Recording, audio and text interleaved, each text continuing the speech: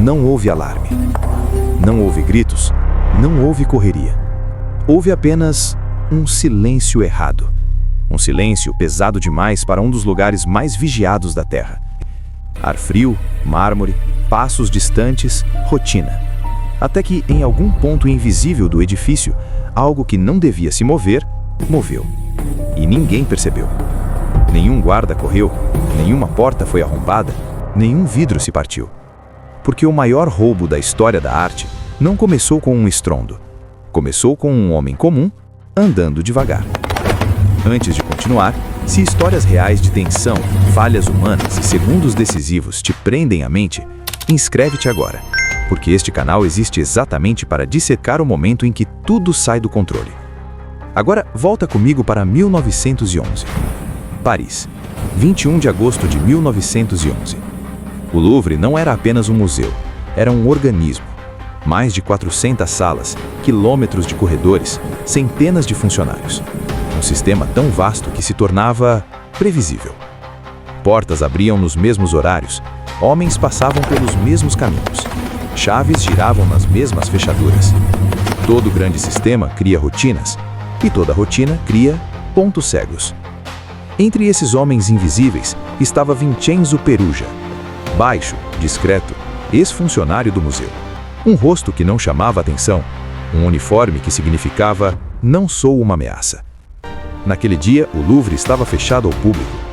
O prédio pertencia apenas a quem trabalhava ali. E Perugia parecia ser apenas mais um.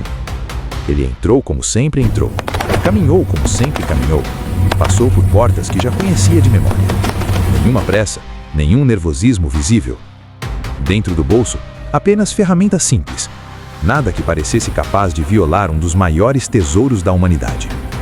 A Mona Lisa não estava num cofre, não estava atrás de sensores, não estava blindada.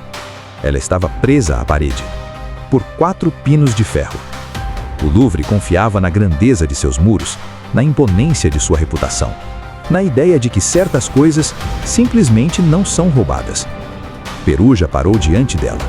O sorriso mais famoso do mundo, o olhar que acompanha quem passa, o quadro mais reconhecido do planeta. Durante séculos, protegido por reis, impérios e revoluções, e agora, por um silêncio. Ele removeu a moldura, deslizou o quadro para fora. Sem som, nenhum aviso.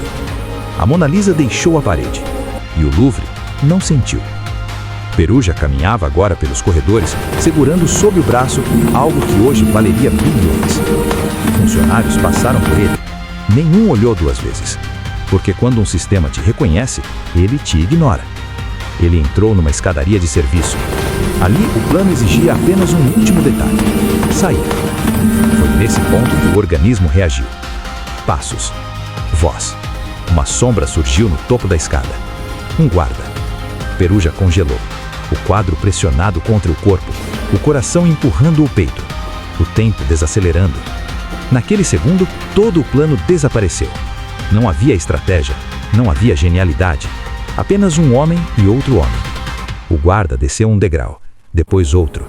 Olhou. E seguiu. Ele passou. Sem perguntar, sem desconfiar, sem parar. O quadro mais famoso da história saiu do Louvre ao lado de um guarda. Se este tipo de história te prende, comenta agora qual foi o segundo mais tenso que já viveste. Eu leio os comentários e muitas dessas histórias viram episódios aqui. Horas depois, um pintor entrou na sala, olhou para a parede e viu nada. Onde existia um ícone, restava apenas a marca mais cara da história: o vazio. O Louvre foi fechado, portas trancadas, pontes vigiadas, fronteiras alertadas. Jornais gritaram. O sorriso desapareceu. O tesouro sumiu. A França foi roubada. Suspeitaram de poetas, de milionários, de gênios. Picasso foi interrogado. Mas o ladrão estava em casa. A Mona Lisa escondida num quarto simples, enrolada, silenciosa. 2 anos passaram.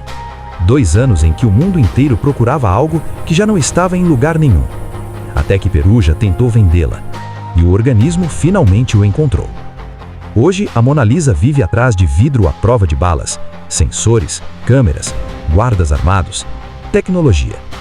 Mas em 1911, ela foi protegida por algo muito mais frágil: confiança. O roubo da Mona Lisa não é uma história sobre arte, é uma história sobre sistemas.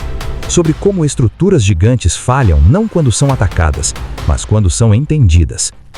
Perugia não venceu o Louvre com força, ele venceu com leitura. Leu os corredores, leu as rotinas, leu os homens e encontrou o único ponto que toda fortaleza tem: o momento em que ninguém está olhando.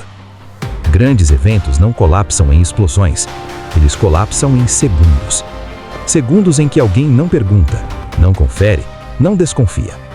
O segundo em que um guarda continua a andar. O segundo em que um quadro vira ausência. O segundo em que a história muda sem fazer barulho. Se tu quiseres mais histórias reais sobre o ponto exato em que tudo falha, inscreve-te. Deixa o like, isso diz ao algoritmo que este tipo de conteúdo merece existir. E comenta aqui embaixo qual foi o outro roubo, colapso ou falha humana tu quiseres ver neste canal. Porque segundos de tensão não fala sobre o que aconteceu, fala sobre o segundo em que aconteceu.